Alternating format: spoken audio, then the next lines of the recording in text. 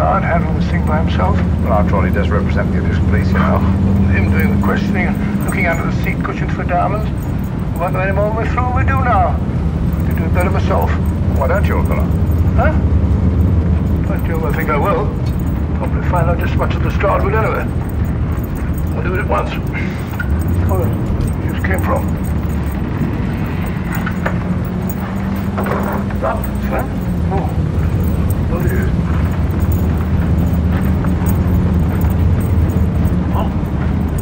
Start with this one. Yes? My name's Watts. Dr. Watts. Oh. To what am I indebted for this intrusion? Well, I've got to ask you one or two questions. What you're doing on the train, where you're going, things like that, you know. Why? Customary. There's been a murder committed. Scotland Yard. Did my food come? Sherlock Holmes. It's in the Sherlock kitchen. Holmes and I... What about Sherlock Holmes? We're cross-examining suspects. Thanks for that. Suspects? Of what have I suspected? Fellow's dead.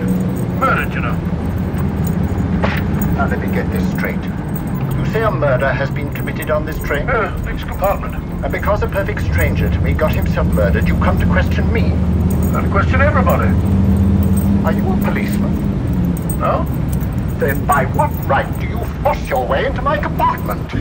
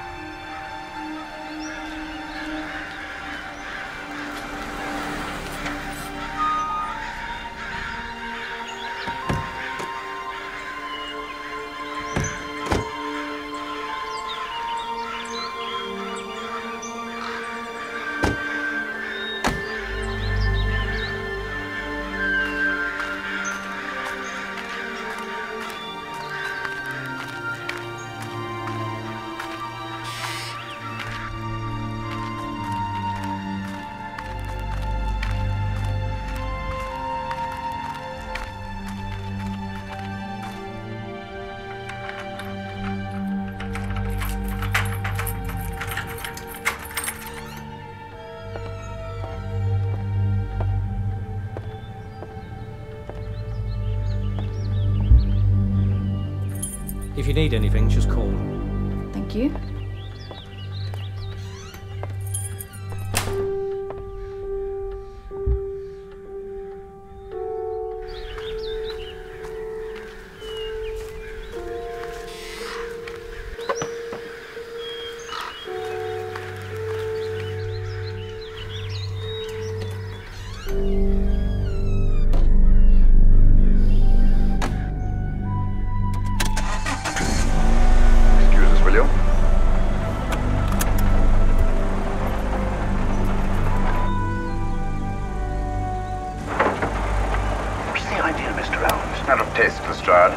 The young lady is taking her mother to Scotland for burial. In a coffin? That is the customary method, I believe. Lestrade, I think we'll take a look at that coffin. Might prove interesting. I was about to suggest everything myself, Mr. Holmes. Conductor, I'll have a look in the luggage van. This way, sir.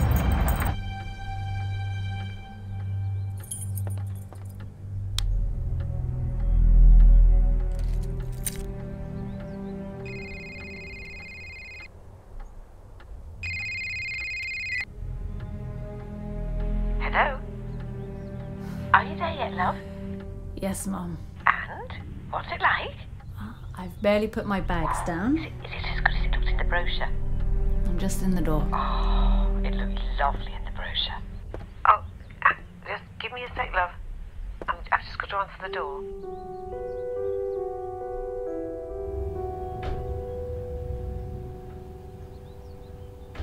Sorry, love, that was just a package for Dad. So, what's the impression? So far, so good.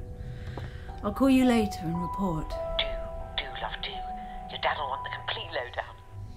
No, of course, Mum. Let me get settled and I'll call you soon as. Okay, love. Dad sends kisses. Yeah, kisses back. Love you. Love you. Love you, sweetheart.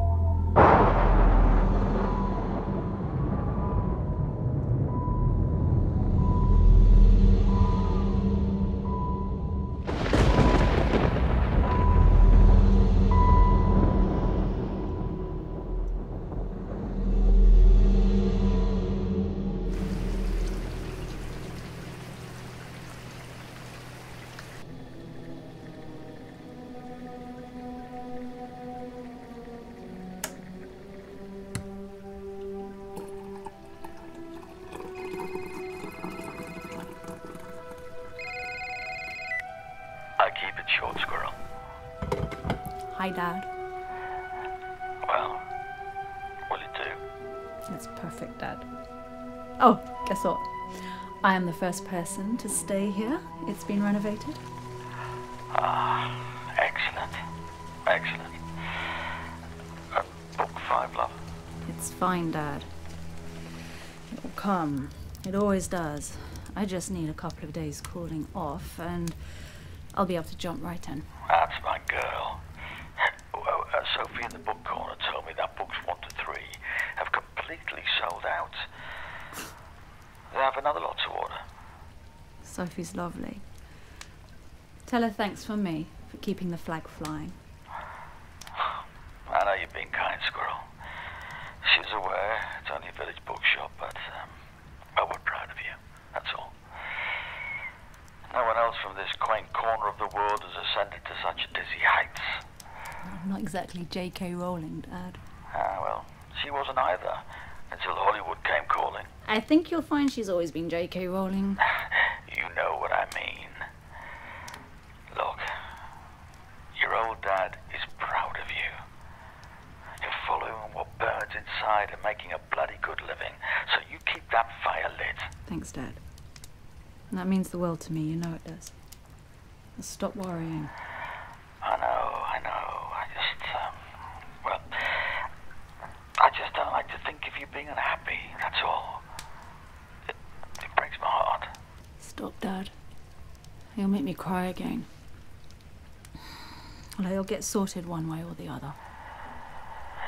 Okay, love. Well, you enjoy your night and keep me in the loop. We'll talk tomorrow. Or the day after. Yeah, of course, Dad. Dad, I love you. And I love you too, Squirrel.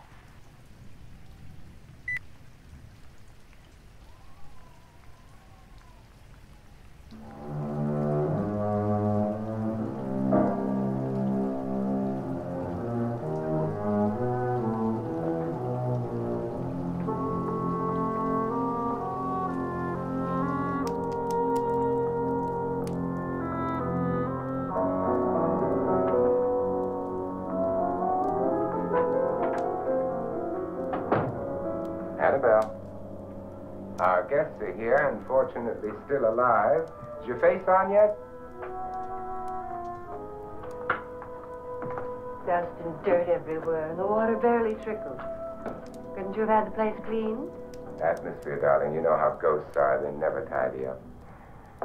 Well, that's a very fetching outfit, but hardly suitable for a party. I'm not going to the party. The spend-the-night ghost party was your idea, remember? Since it's going to cost me $50,000, I want you to have fun. The party was my idea until you invited all the guests. Why all these strangers? Why none of our friends? Friends? Do we have any friends? No, your jealousy took care of that. I had a reason for inviting each guest. I wanted kind of a cross-section. From psychiatrist to typist, and from drunk to jet pilot. They share one thing. They all need money. Now let's see if they're brave enough to earn it. And you call this a party? Could be. Why do you always do that? It spoils the champagne.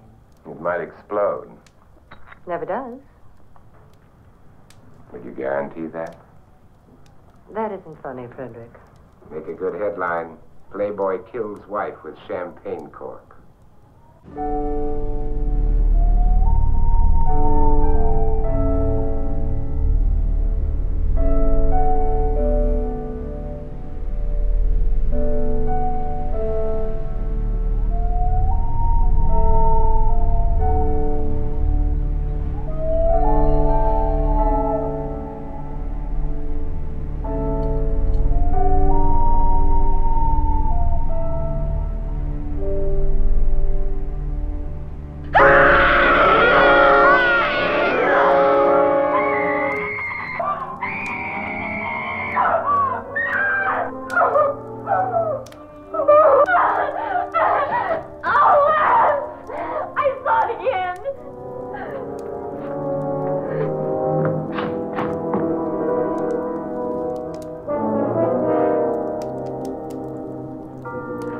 come from? From in here.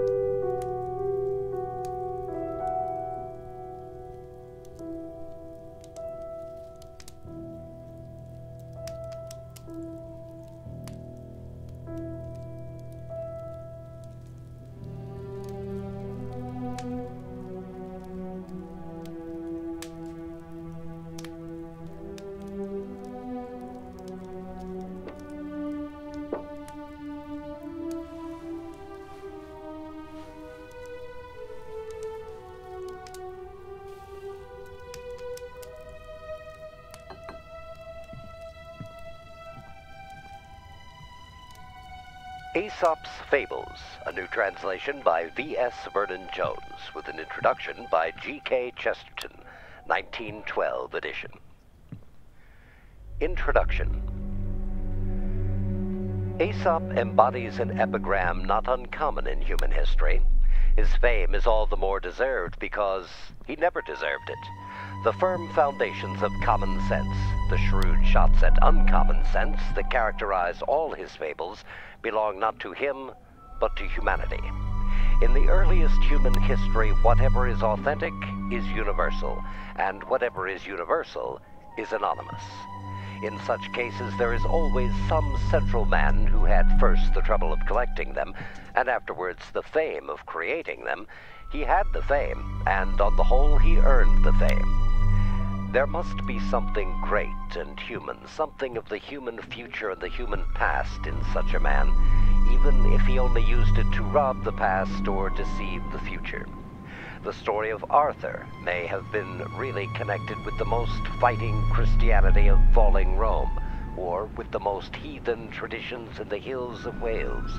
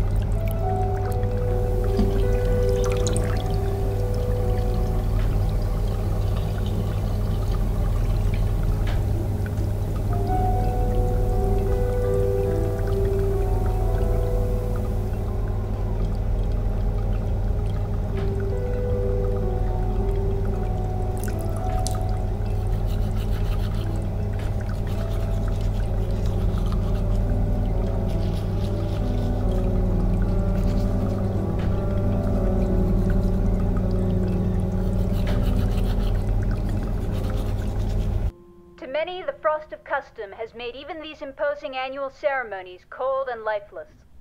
To you, at least of those present, they should have the solemnity of an ordinance, called as you are this day to a high dignity and to so weighty an office and charge. You have chosen your genius, have passed beneath the throne of necessity, and with the voices of the fatal sisters still in your ears, will soon enter the plain of forgetfulness, and drink of the waters of its river. Ere you are driven all manner of ways, like the souls in the tale of Air the Pamphylian. Footnote. The Republic, Book 10. End footnote. It is my duty to say a few words of encouragement, and to bid you, in the name of the faculty, Godspeed on your journey. I could have the heart to spare you, poor, careworn survivors of a hard struggle, so lean and pale and leaden-eyed with study.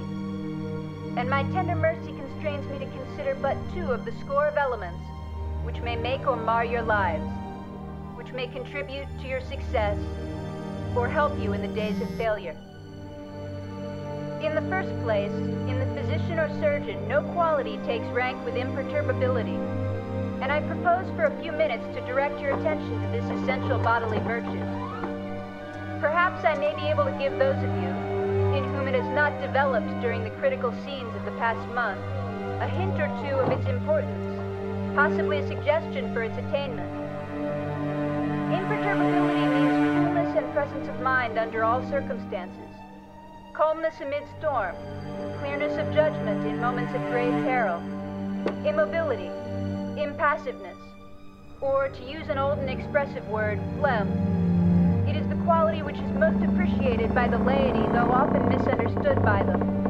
And the physician who has the misfortune to be without it, who betrays indecision and worry, and who shows that he is flustered and flurried in ordinary emergencies, loses rapidly the confidence of his patients.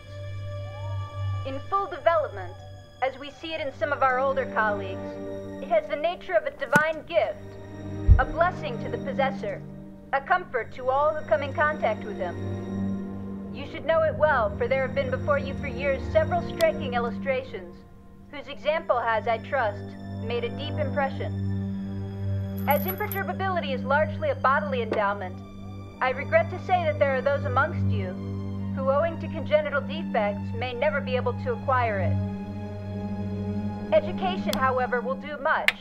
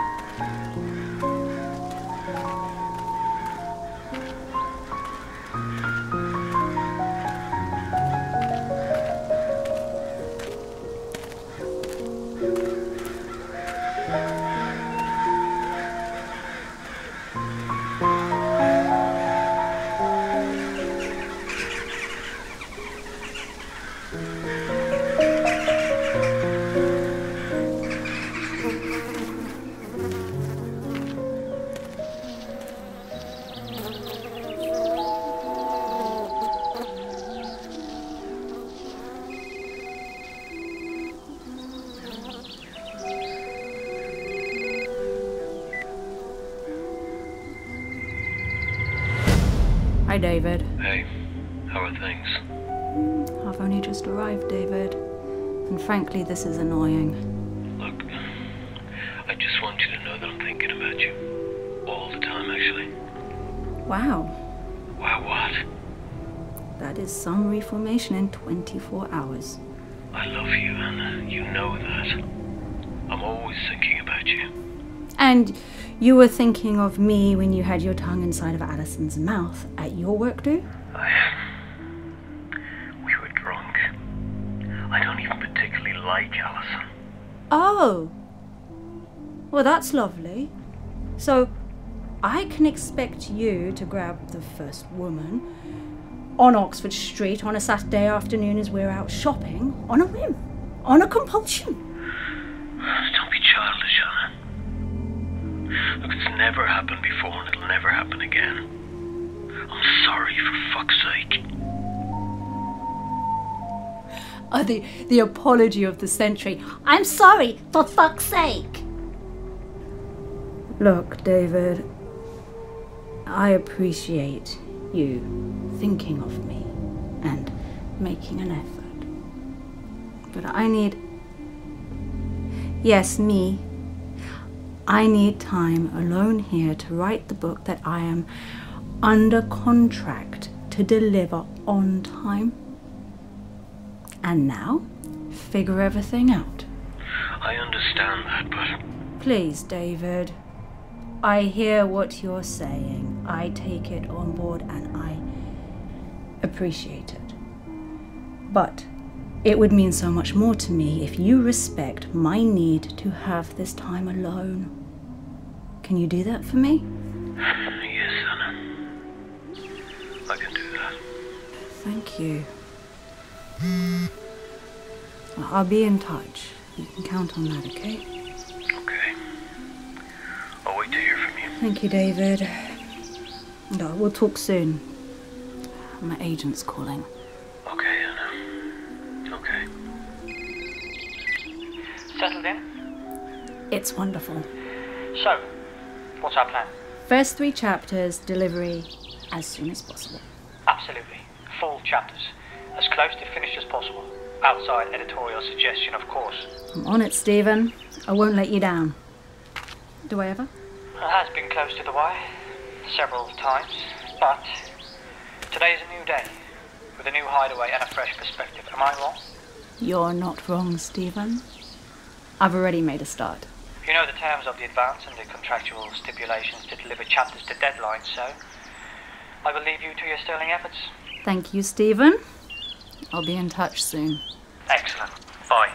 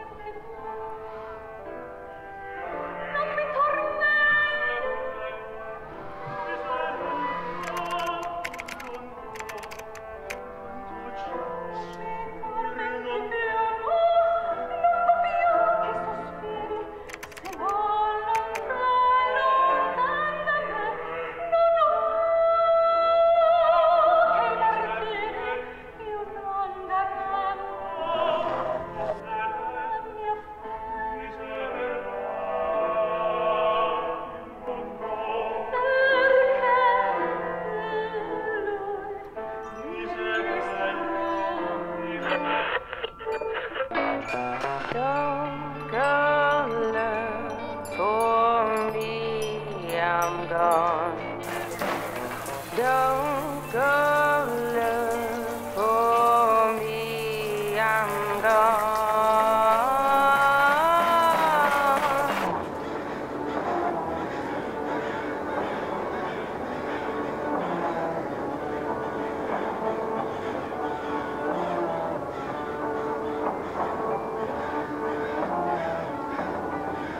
On my plane.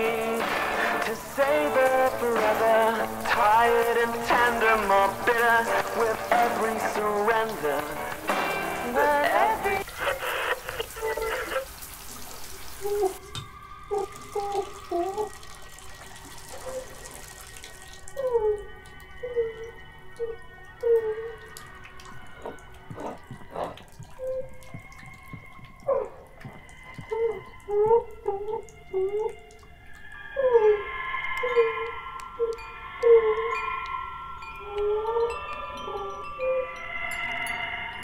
Anna?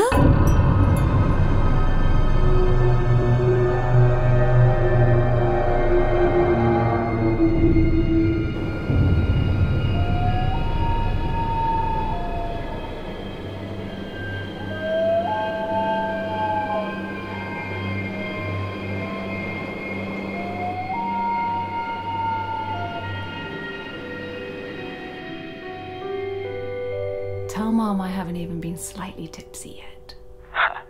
I'll do that, love. I think this house is haunted, Dad. Oh, here we go. Seriously, Dad. There have been some odd happenings. Such as? Voices, sensations. Do you remember the time when you were 16? Here we go. No. Listen. Okay, Dad. Do you remember? You were 16 and you held a vigil. An all-night vigil at the cemetery. Because you were guaranteed a visitation from the Red Lady of Midsummer's Eve. I was a child. True, but... No buts? But... there is a pattern when it comes to things that go bump in the night with you, Squirrel. All right, Dad. So maybe there's an element of wishful thinking. But this is different. It's different. Love, look, I have to bring your mother her tea and hot water bowl, so I better sign off. You know the score. The last servant, etc., etc., etc. Okay, Dad. And keep me in the loop. Of course, I know, Dad. Love to you and Mom. Night, Squirrel. T-minus 10, 9, 8, 7, 6, 5, 4, 3, 2, 1, 0. Ignition. Liftoff. Liftoff. 30 minutes after the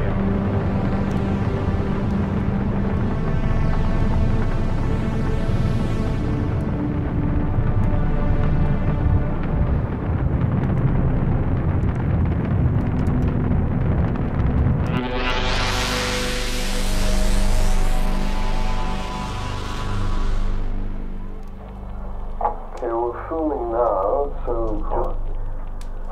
I know the process, so when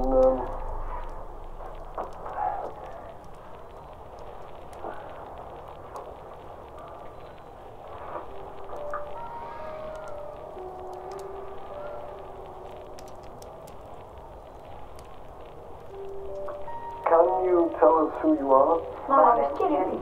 Who are you? First off, Julie, we're not here to harm you. We just want to talk briefly. I'd like to know who I'm talking to first. No, of course, Julie, that's fine. My name is Simon. Hello, Simon. Can you, Julie, tell us where you are? Right, silly. Am I? You mean you don't know where you are? No, of course, Julie. I just want to hear it from you. Why, Figgis, of course. Yes, Julie. Do you like the sound of my name? Do you mind, can I ask your full name? Go on then. Alright, Julie. What is your full name? Julie Ann Price. I'm 15. 16 on February 1st. Do you? Thank you, Julie. You're very serious, Mr. Simon. Am I? What's this about? Well, this may seem like a strange question, but I just ask that you please play along. Go on then, you are odd. Alright, Julie. What year is it? You're off your hop, you. Play along, please. Oh yeah, it's 1941, of course. Yes. I've got it down. You should too. Should I? What about that? Can't have Jerry Spot and Clinton Lights and keep us in our beds, can we? That's a very wise move, Jimmy. What's that over there? Behind your head. What do you mean, Jimmy? Oh dear God!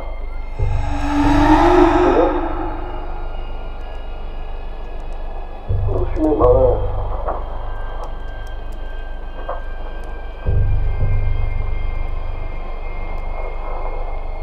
You alright?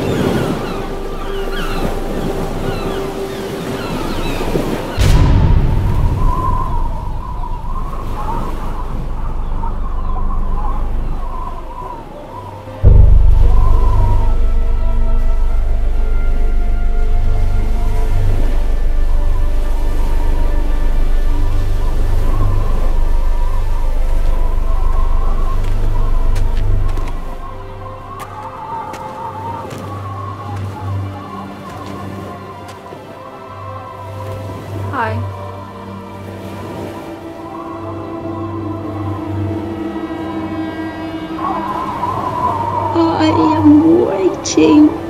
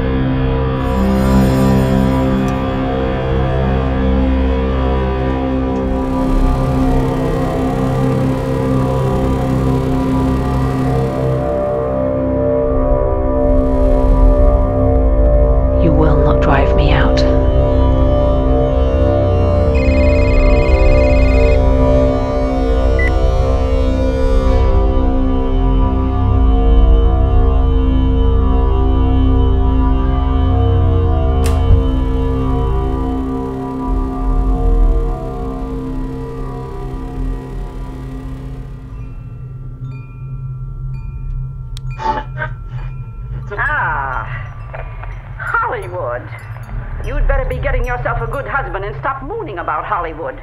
Do you know what she wants to do? She wants to go to Hollywood. I've known it all along. I've seen her making faces in the mirror and talking to herself. That's what comes of your movies. Why, what would you do if you did go to Hollywood? I'd be an actress. I would, I tell you. I've always known I could. Guys, wouldn't it be wonderful to have a movie star in the family?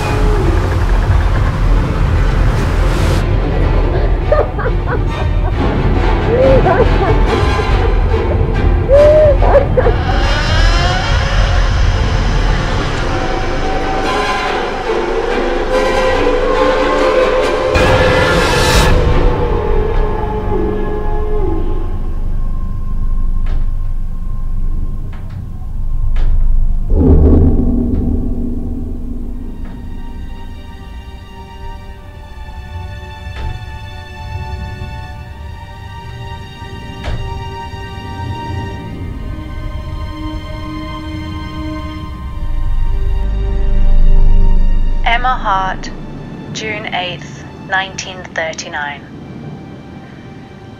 When Emma pulled back the curtains, she noticed that the tall figure, now an inky black silhouette on the horizon near the low wood corpse, was tilted in the direction of the farmhouse. It seemed taller than before, even though hers wasn't a reliable vantage point from the window. She remembered having thought a great wolf was running the length of the hilltop when she visited her aunt and uncle at the farmhouse while in her early teens, only to discover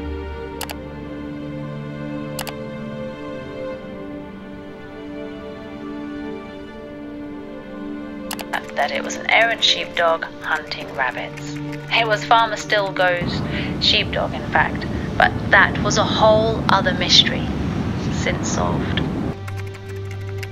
Emma closed the curtain with as much nonchalance as she could muster under the circumstances and walked quickly to the stairs that led to the upper floors.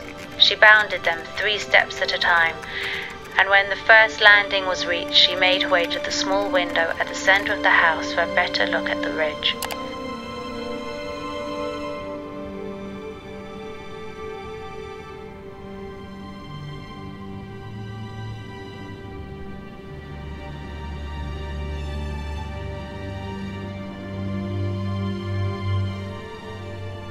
The light was failing fast though, and she knew instinctively there wasn't much hope of seeing more than from below. But she had some time before dinner with her extended family, and so, being true to her inquisitive nature, she peered out into the growing gloom.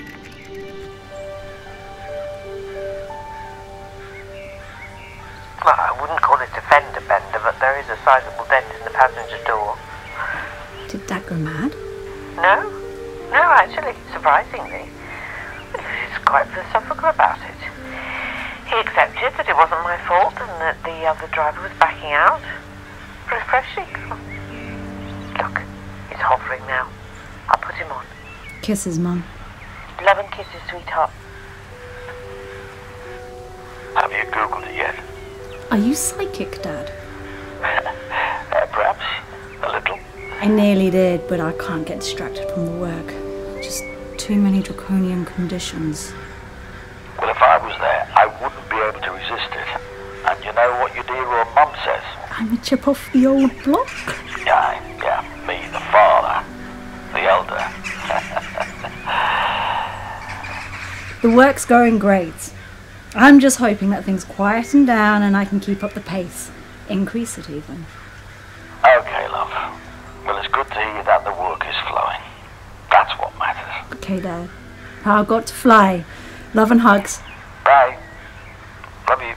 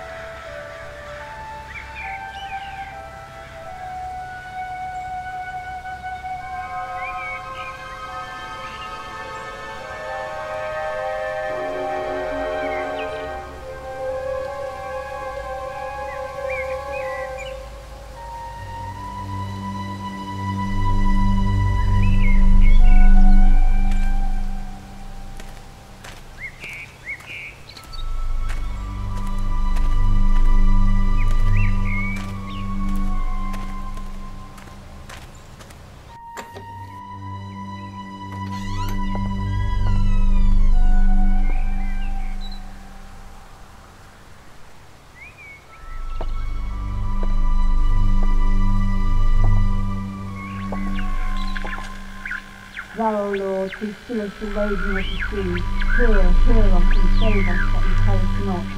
O blessed Saviour, who did save thy disciples ready to perish in the storm, hear us and save us. Lord, have mercy upon us. Christ, have mercy upon us.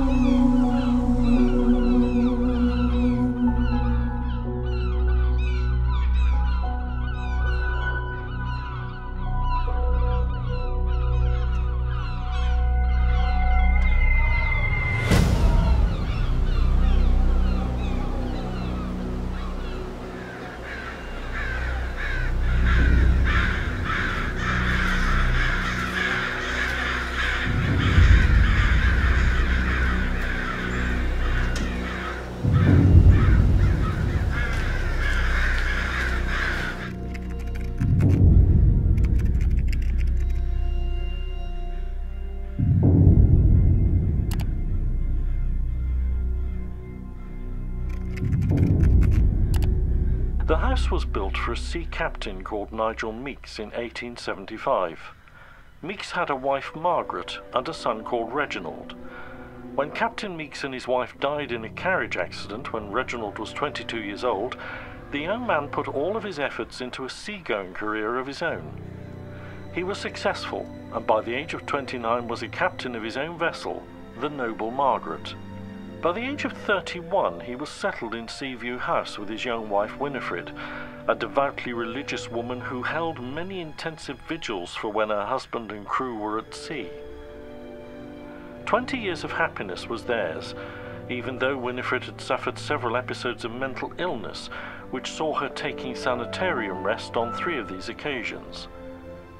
Always coming through these times of strain and infirmity, Winifred Meekes would be back by her husband's side and preparing her schedule of devout prayer as he set off for the North Sea once again. In the particularly stormy spring of 1927, Captain Meekes and his crew set off, never to return. The locality was devastated by this loss, as many had husbands and sons crewing the vessel, and it wasn't long before Winifred Meekes, and her own private determinations to pray for her husband's safe return, was forgotten. Winifred believed that if she scourged herself with green branches and restricted her intake of food and water, her personal suffering would strengthen her husband's resolve to make it home to her. She continued to pray and scourge and restrict her food until she eventually succumbed to malnutrition. She was discovered starved to death in the attic room of the house where she had built a shrine to her husband and his safe return. Several people over the years have experienced sightings of the ghost of Winifred Meekes at Seaview and near the lighthouse where in life she had held other vigils.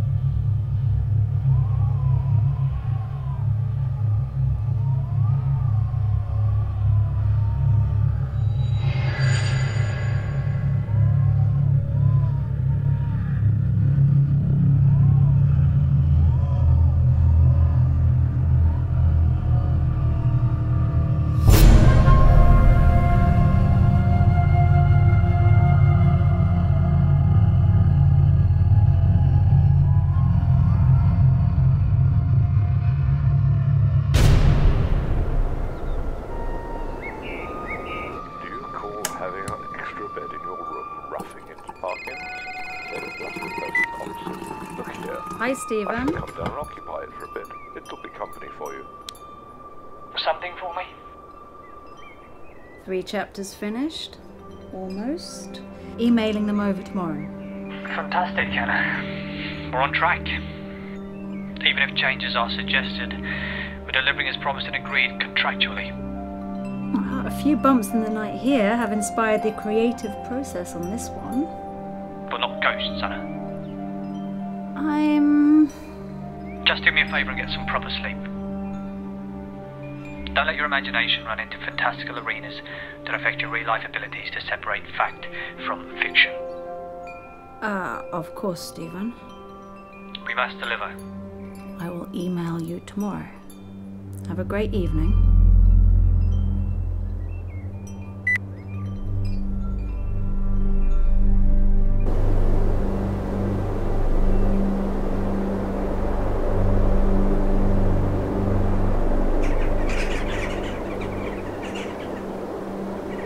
Take a look.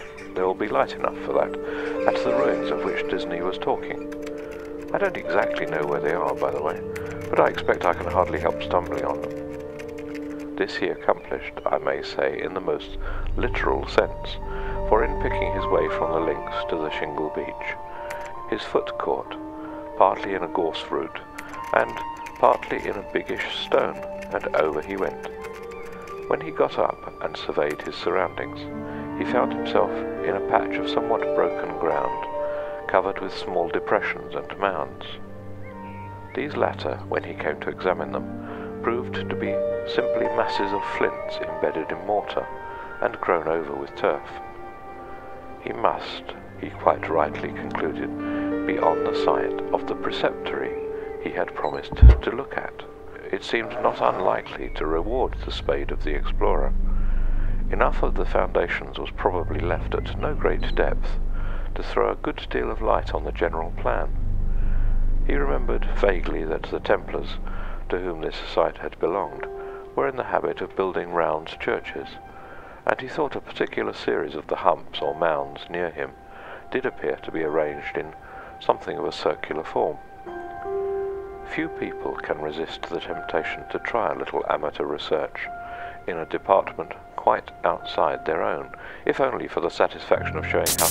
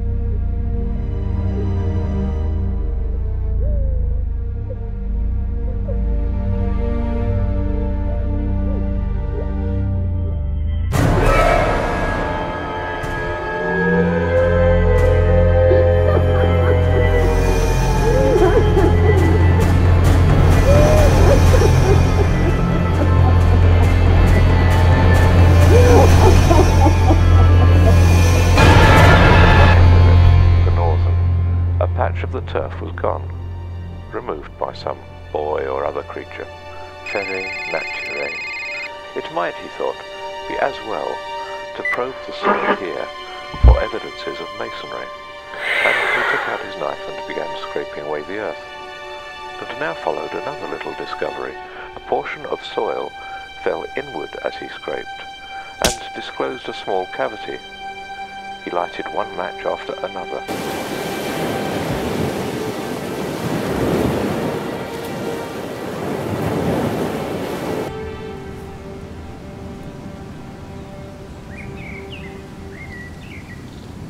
Anna?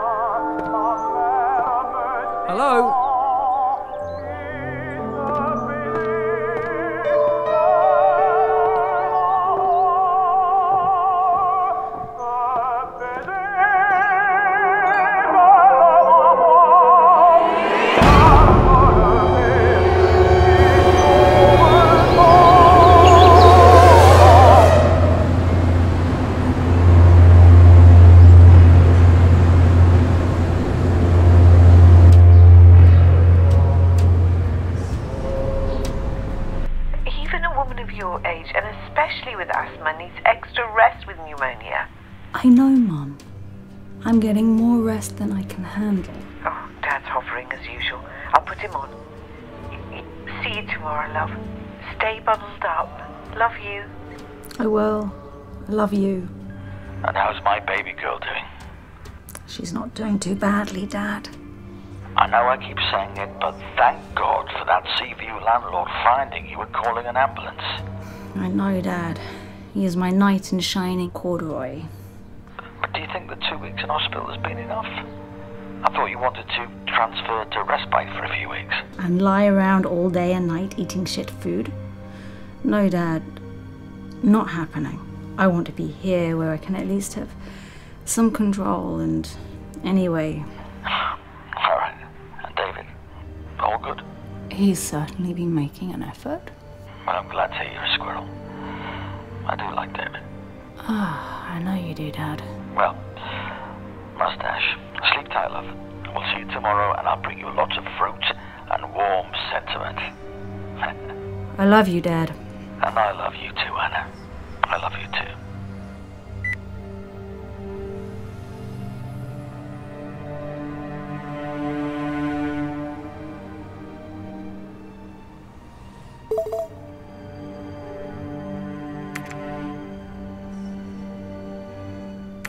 Dear Miss James, thank you for your email.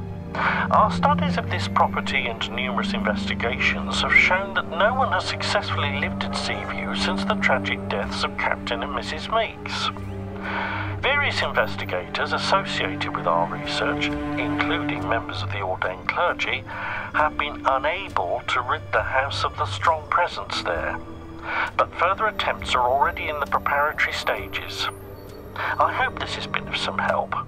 I trust you are on the road to a full recovery. Kind regards, Francis. Dr. Francis Evans, parapsychologist.